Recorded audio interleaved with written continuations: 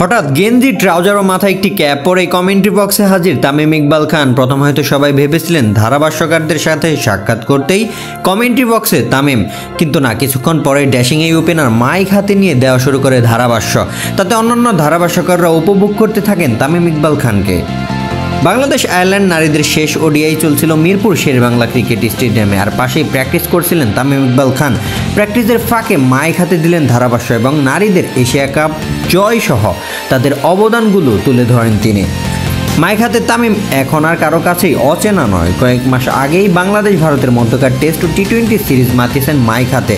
তাতে ভারতীয় দর্শকরা তাকে উপভোগও করেছেন, কারণ সুনীল গাভাস্কার ও রবি শাস্ত্রীদের মতো কমেন্টেটরদের বিট করেছেন মাইক হাতে তিনি।